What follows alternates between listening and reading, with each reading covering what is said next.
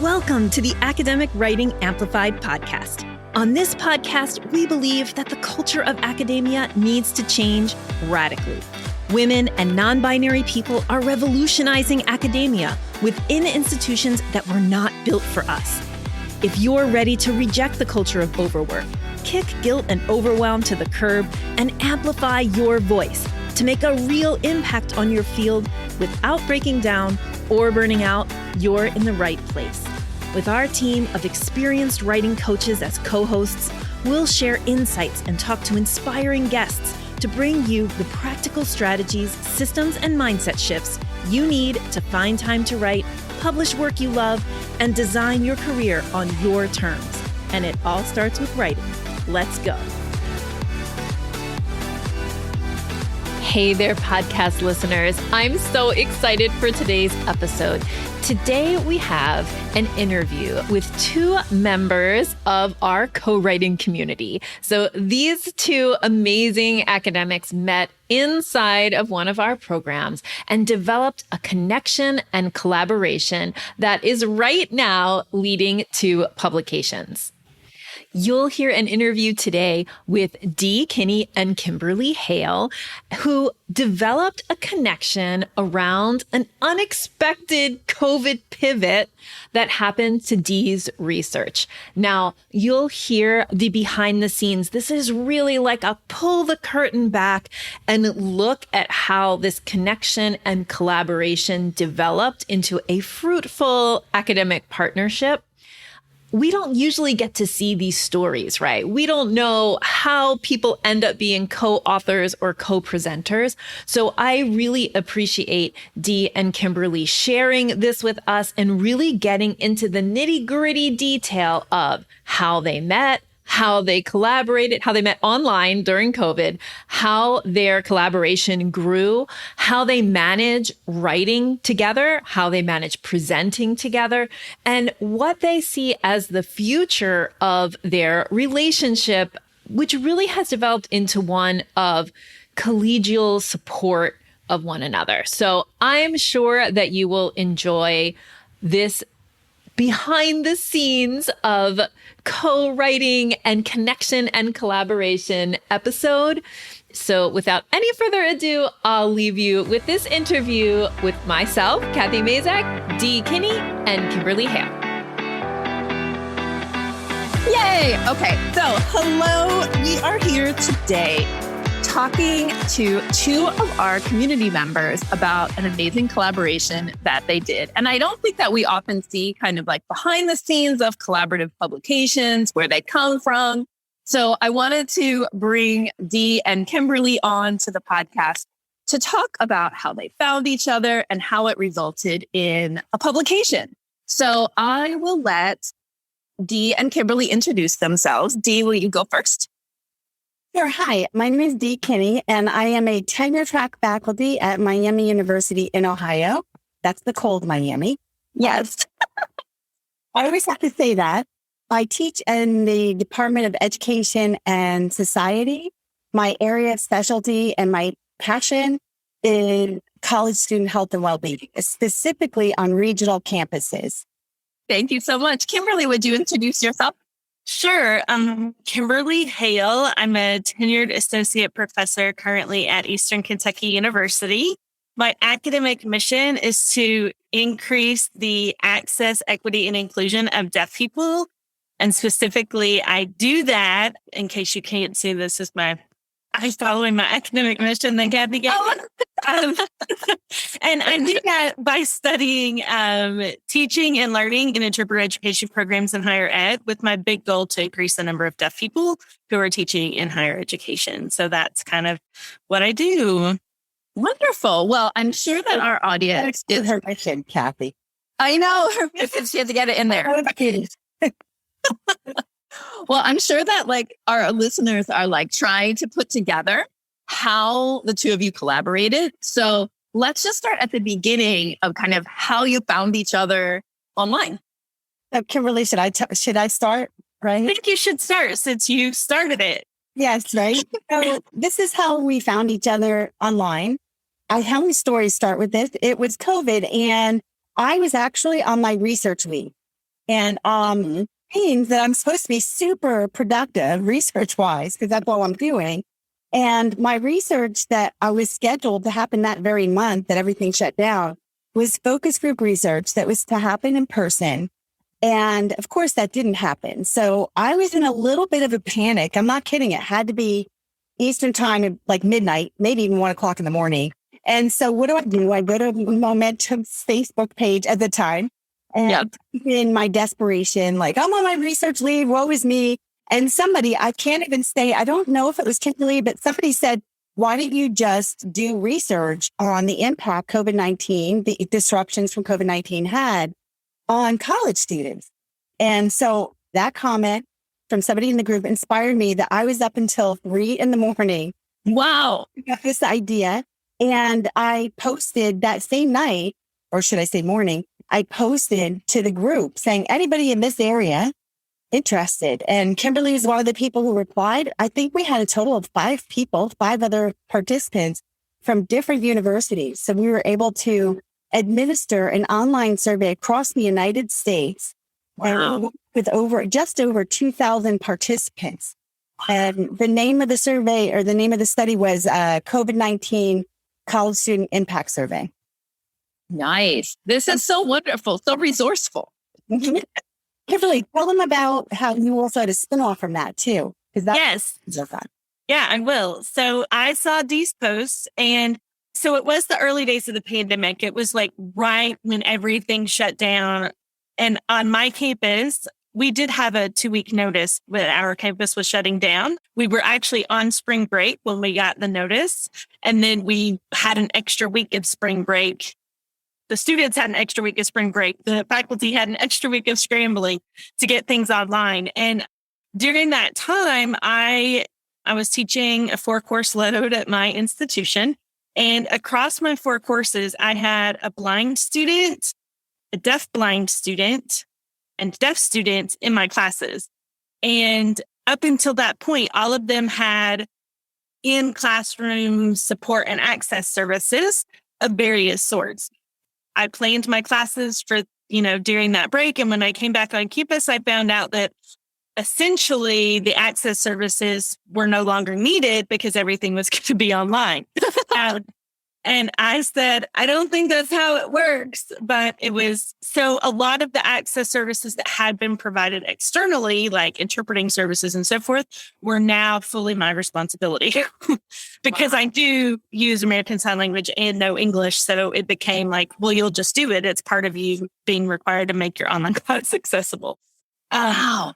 So it was really a struggle for me as a faculty member who's in this space, who understands that struggle. So when I saw Dee's post, I was like, Dee, what you're missing here is this whole group of students with disabilities.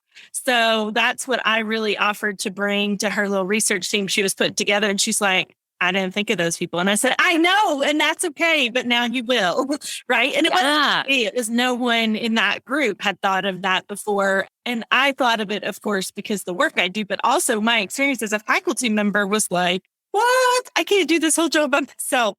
So I worked with Dee to include, and the whole team to include some disability questions on the survey. Like, do you have a disability? So we could look and see if there were any differences for those students. And then Dee and I worked with some of the colleagues in my department to create a similar scaled down version just for deaf, blind, and hard of hearing students and their faculty members to find out what access troubles they had. And then from the faculty perspective, like, what did they need that they weren't getting, like interpreters in an online class? Yeah. So that's kind of how it started. I came to her and was like, I would love to do this. Let's focus on students with disabilities. And she's like, whoa, this is my project. We're going to do the bigger picture, but we will include disabilities on there, which is how you collaborate with the team, right? You can't just be like, this is how I want to do it. You have to go, okay, right. So how can we fit my vision into the bigger picture? So we did that. And it was awesome working a lot in those crazy days in the pandemic, early days. Yeah. Actually, recently, we were going back through some of those comments from students, and it's heartbreaking again to remember the stress and strain of what we were all going through right in those days. 2 years later, here we are. But yeah, reading those comments again is kind of hard. So how did you tell me about data collection?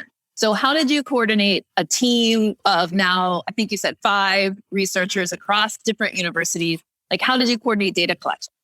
We worked, of course, there's the multi-institute IRB fund, getting it approved. It was mainly approved through my institution. And then each of the other research partners had to get approval of some kind from their IRB. Yeah.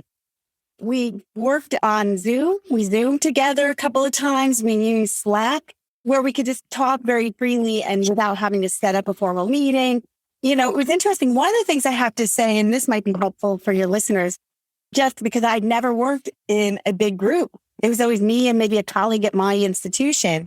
Yeah. So there was like a little bit of a learning curve, and I won't go into great detail, but I think I'd redo some things. I would think about it. But right out of the gate, I wanted to make sure it was clear what my motivations were, like what I hoped to get from the collaboration, that I wanted to be PI, that I needed publications, like this is my motivation, but also to see what their motivations were and what they needed from this work. And so hopefully I met, you know, we all kind of came away from this with what we needed. I know Kimberly and I did. Mm-hmm. It was really interesting to see. It just so happened that the group that came together organically had some qualitative people and some quantitative people and some mixed methods people and some people that were like, I can write up this stuff, but I don't really understand the statistics part that you're going to talk about. And people came with different interests. Like mine was making sure that we have some way to capture students with disabilities, and other people were, one of the people on the team was from an educational psychology background. So like motivation and learning and that kind of thing. So I really feel like just that group collaboration where everyone brought something different really allowed us to capture different data. And now, do we have more data than we know what to do with? Yes. Yes, we do.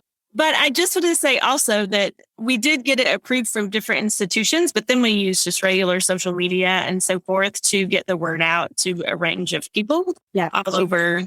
And we have responses from all over the country for that larger study. And then for our smaller study, deafblind, and hard of hearing students, we have a much smaller sample.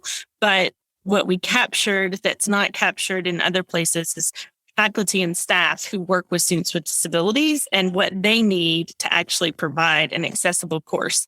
And the challenge, things that they thought they were doing that were accessible, that as I'm reading them, I'm like, oh, golly, that could have been so much easier for everybody if you hadn't thought that was the right answer, like if we have more education for faculty in general. So yeah, it was fun. And we've done, so the whole team has a couple of presentations at EARA, is that right? AERA, the American Educational Researchers. Okay, go.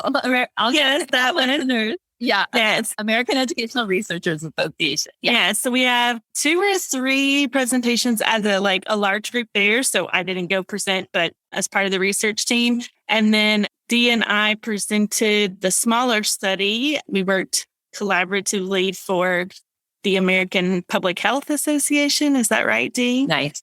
So she did the English production and I did the ASL production, and we put those together for the presentation. And then we had a small session at the Southeastern Regional Institute on Deafness. And then we're currently working on 2 papers, one focused on faculty and staff support systems, like what do they need? And then the other kind of a spinoff of what we did at the American Public Health Association conference. Right. To get the word out about the impacts of COVID and lack of access on deaf student mental health and belonging and so forth. Because Dee knows, this is what she researches, that access to education is a huge predictor of health. So taking away access to education and making it more difficult is detrimental to people's health. It is definitely detrimental. We also presented the qualitative questions from COVID-19 survey at the International Lilly Conference for Teaching. And then I just presented, again, the Lilly Conference at Miami that they have, the original Lilly Conference. So just all the things that we learned from that, very impactful. So, and now Kimberly and I are like besties. Yay, which is maybe the best thing. So let me recap. Found each other. Dee got inspired by a post that kind of called her to pivot and decide to do a different kind of research, but totally in your lane. Put out a call, found other researchers, created a team, got IRB.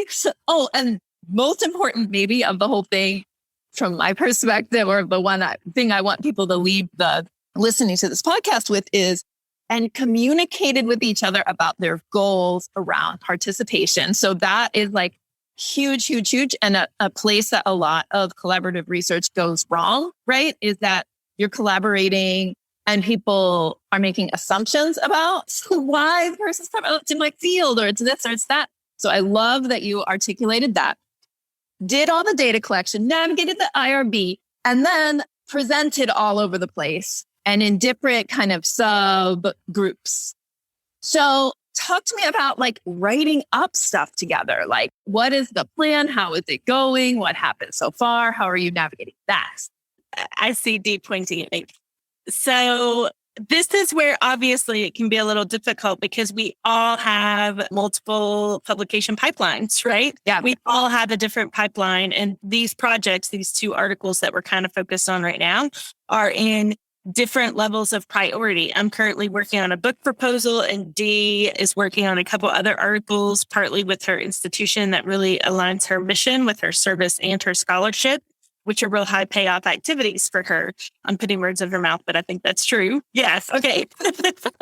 So here's how we're navigating that. We communicate. We're like, Yay. Just yesterday, I got a text that was like, yeah, I'm going to get on that, but we're hoping to get this other article out. And I say, okay, good. Because this month, my goal by the end of the month is to submit a book proposal. So you're not my priority right now, even though I love working with you and this project is good. Yeah. So we are just being real honest. And I know that Dee has a deadline by the end of the semester because she's still in the tenure process. Yep. She's not tenured yet. So I'm a little more flexible because I am a tenured faculty member. So I know she has a deadline, like her chair is breathing down her neck, like get stuff out, stop presenting, get stuff out for publication. So we have a goal to get at least one of the articles out by the end of the semester, and it'll work, right? Because my goal is to get my book proposal out by the end of March. So you have to have strategic planning at the end of March. And then I have a couple months of the semester where probably my book proposal will be out there and I'll just be sitting around waiting to hear something. And those are times that I can really kick it into high gear working with Dee on the article, and her other articles will be submitted by then. But logistically, we share Google Docs. I think a lot of people do similar kinds of work, but we have one kind of main document and we've both thrown things in there.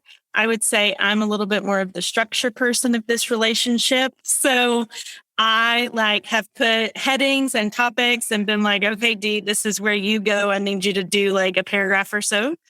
She decided the journal, and then we're going to submit to our target journal. And then I read the journal, or not read. That is a slight exaggeration of the truth. I pulled up some articles from the journal to see their structure and like how much of a lit review they had and how much discussion of the methods did they do and how detailed were they and did they have the kind of data that we have to present, right? And then from those, I created a structure in our shared document that's like, Dee, I need 2 paragraphs about this topic. Kimberly, I need 2 paragraphs about this topic. Just so that it's easy to get overwhelmed, right? With how much you have to do to get an article out. So it was really nice to look at that and then be like, this is what we have to do. So when we come back to it again, there's not like, oh my gosh, where do we start? It's like right there, Dee, you're doing 2 paragraphs about that topic and Kimberly's doing 2 paragraphs about this other topic. So it's been good that way. And then all the presentations that we've done around this particular topic, we've just thrown our PowerPoint slides in there to have this, like, here's the data that we need to include and the discussion we need to include. So I think the writing, once we get back to it, it won't be as onerous as if we just have a blank page and we're like, okay, what are we going to write next? So that's kind of how we're doing it. And actually, I have worked with some other collaborators, and I'm the structure and organization person for the writing. And other people on the team have different skill sets, but that's a real strong thing that I bring to a team. So I appreciate that Dee's like, yes, please do that. It's a combination. And of course, we couldn't have planned this any better, but we balance each other is what you're saying, Kimberly, right? We balance each other. So, and I usually on the research team that I'm like the big idea and the less structure, more squishy. but still necessary because it hopefully brings this uniqueness to a manuscript and like it's something going to be different and creative. But we're a good balance. And the communication is a big part of it. And I'll say this, being isolated with COVID for the last 2 years, it has been so wonderful with Kimberly for us to kind of vent. We don't just sit down and say, okay, research, we talk about kids and cats and we vent to each other, or we'll just be like, blah, blah, blah, blah. And just knowing that we're not alone is a big deal. Yeah. Mm-hmm. Right. So we schedule our research meetings for at least an hour and a half because we know at least 30 minutes is going to be just catching up. What's going on? How are you feeling? What's struggling?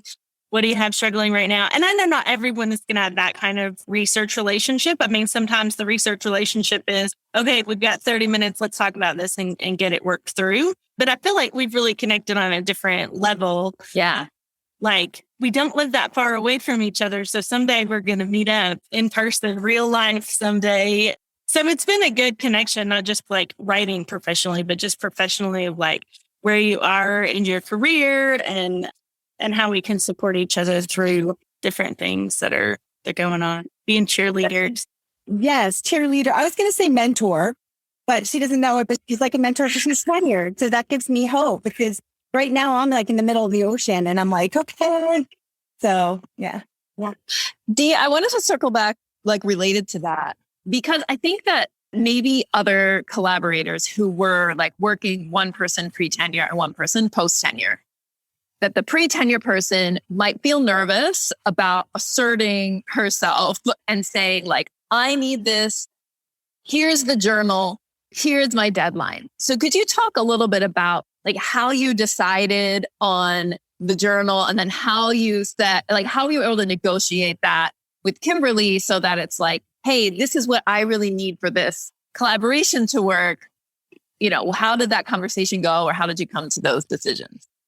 Good question. I feel like first, again, there's the relationship. Everything always starts with the relationship. So the relationship from the get-go, it was open, it was honest and authentic. And so we built a very quick rapport. And so I felt comfortable with her, be able to assert myself because I'm not generally very assertive. So the relationship was key. The other thing is that, and I this is the lesson I learned about myself is push come to shove, I can be assertive. And COVID kind of makes you have to be assertive. And so kind of like tiptoeing in, I'm like, this is what I need, blah, blah, blah, blah, So I felt comfortable. How I found the journal is I'm looking for journals that are aligned with what my area is. Public health is a big part of what I do. Public health from the standpoint of attaining education, a higher education. Yeah. And being as we present it at the American Public Health Association, and I'm a member of that organization as well, it just felt like that's where I aspire to be. I want to be in the public health journal. Usually how I pick all my journals is what I think is going to be seen and respected within my field.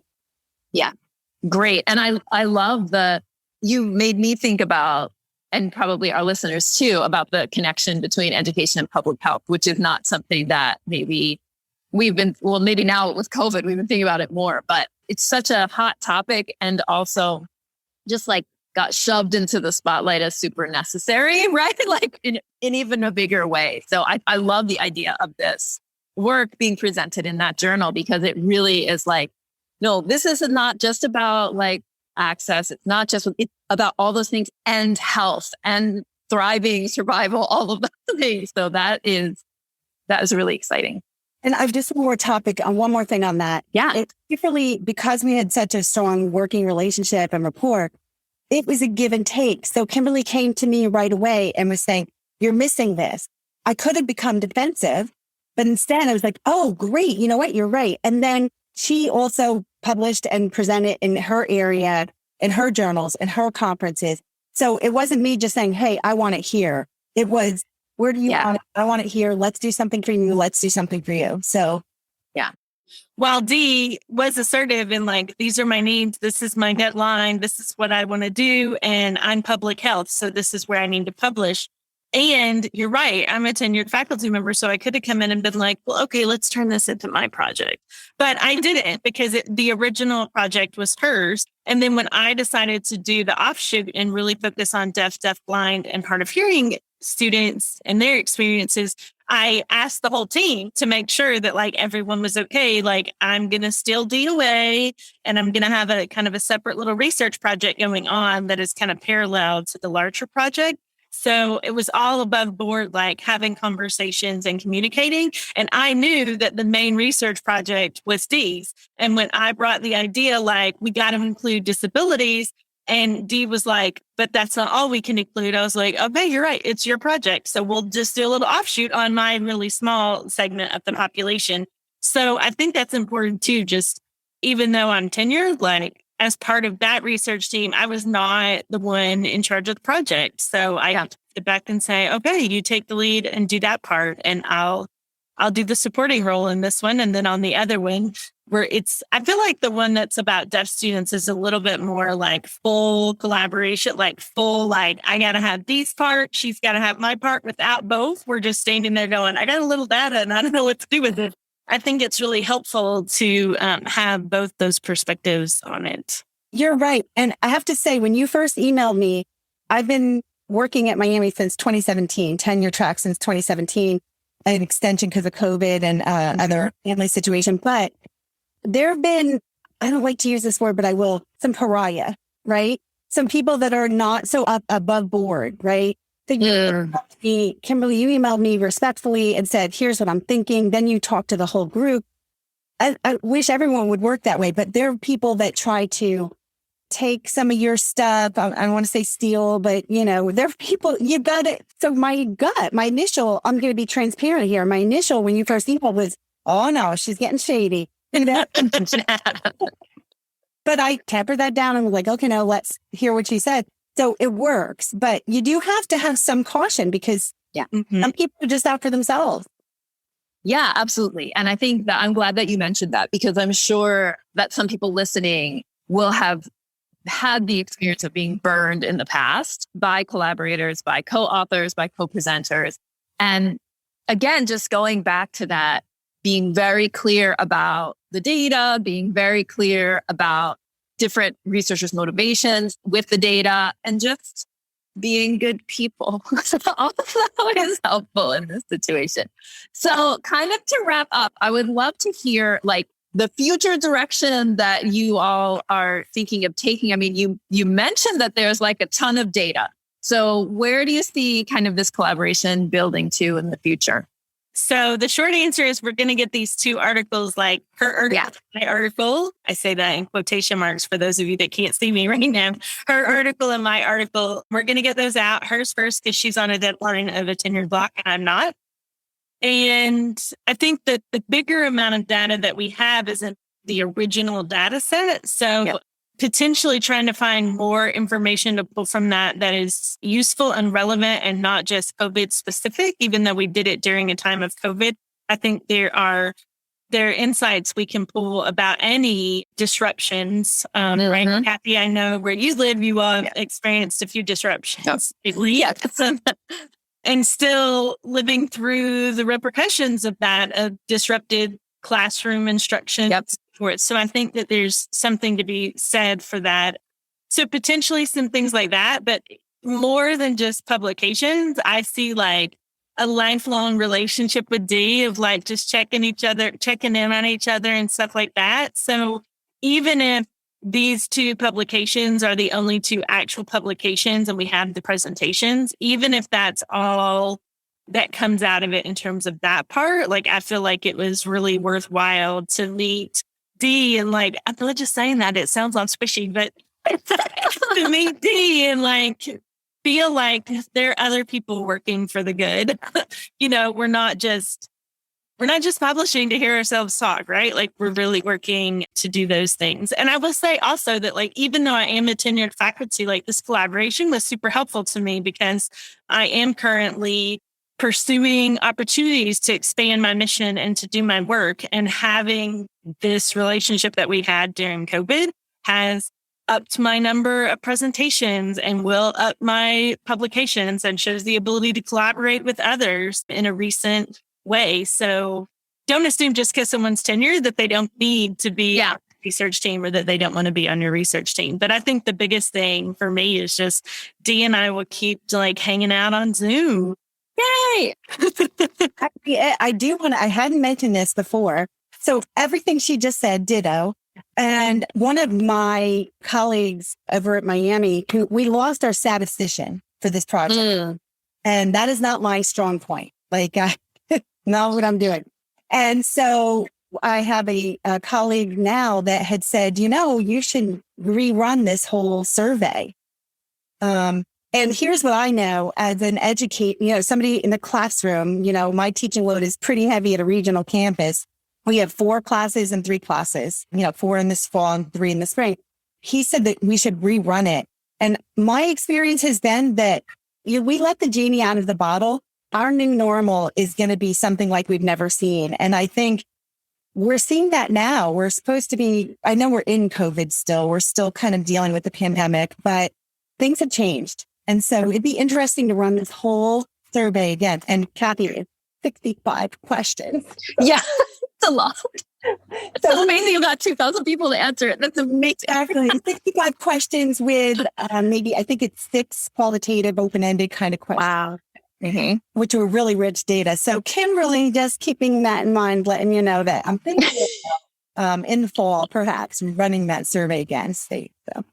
Wow, that's amazing. Well, I have loved this conversation. I think it gives a lot of great background behind the curtain kind of insight for our listeners. So, and it was really the two of you who are like, we need to be on the podcast. We need to feature us on the podcast because we did the thing. And I'm just so excited that we finally have done it. And I just am grateful for the two of you for reaching out, for letting us know on the team, about this amazing work that you're doing. And just thank you each so much for being on the podcast. Thanks for having us, Kathy. It was great fun. And thanks for doing what you do because it helps so much. Thank you. Thank you so much for spending your valuable time supporting yourself and your writing by listening to this episode. If you like what you heard today, the best way to say thank you is to hop on over to Apple iTunes and write an honest review. The more reviews, the more amazing academic women and non-binary people will find this podcast. So go write one now.